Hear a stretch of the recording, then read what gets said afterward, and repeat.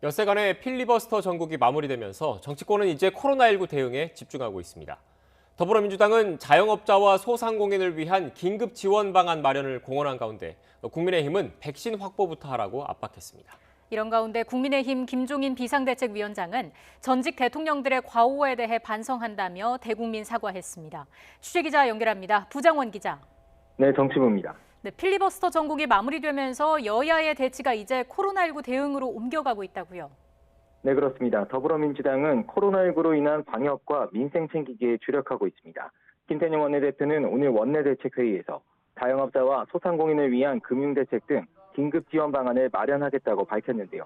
우선 내년도 소상공인 정책자금 3조 7천억 원을 다음 달부터 즉시 신청할 수 있게 하고 다양한 저금리 대출 상품을 활용할 수 있도록 정부와 협의할 방침입니다. 임대료 부담 완화 방안도 논의하기로 했는데요. 직접 들어보시겠습니다. 집합금지와 제한 조치로 인해 임차인의 고통과 부담은 더 큽니다. 이러한 임대료 갈등을 해결하기 위해서는 사회적 논의와 합의가 필요합니다.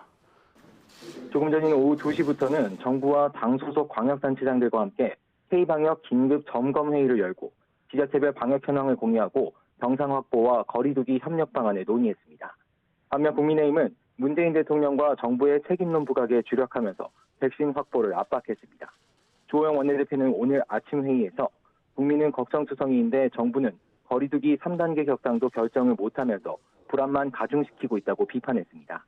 그러면서 대통령이 직접 나서서 백신은 언제 어떻게 구할 것인지 그리고 모자란 병상과 의료진 확보 방안은 뭔지 설명해야 한다고 거듭 강조했습니다.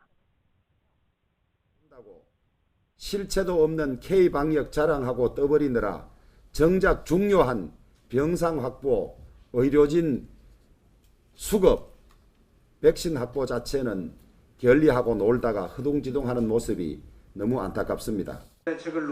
이종배 정책위의장은 예산이 확보된 3차 재난지원금 지급을 미룰 이유가 없다며 소상공인과 자영업자를 대상으로 즉각 집행해서 숨통을 틔워야 한다고 주장했습니다. 이런 가운데 국민의힘 김종인 비상대책위원장은 이명박, 박근혜 전 대통령에 대해서 대국민 사과를 했죠. 네, 김종인 비대위원장은 오늘 오전 11시에 긴급 기자회견을 열었습니다. 김 위원장은 우선 당에서 배출한 이명박, 박근혜 두 전직 대통령의 구속과 탄핵 등에 대해 고개 숙여 사과했습니다.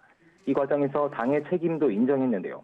대통령의 잘못은 곧 집권당의 잘못이라며 여당으로서 책무를 다하지 못했고 반성과 성찰의 마음가짐도 부족했다고 말했습니다. 이어 다시는 우리 역사에 이런 일이 발생하지 않도록 국민의 뜻을 겸허히 받들겠다고 다짐했습니다. 직접 들어보시겠습니다.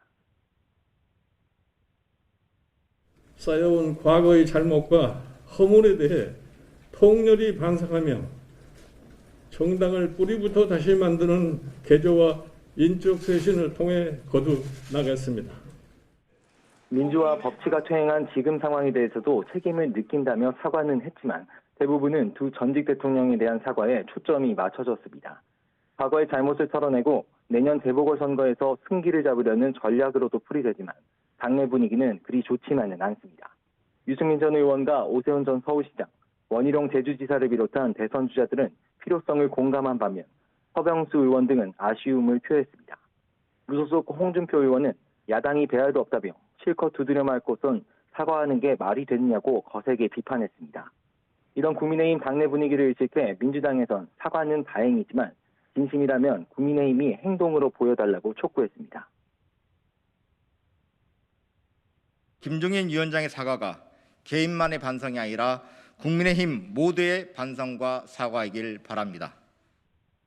사과 당시 김 위원장 주변에 다른 당 지자가 함께 서지 않은 것을 두고도 당내 공감대가 이뤄지지 않은 것 아니냐는 지적도 나옵니다. 지금까지 국회에서 YTN 부장원입니다.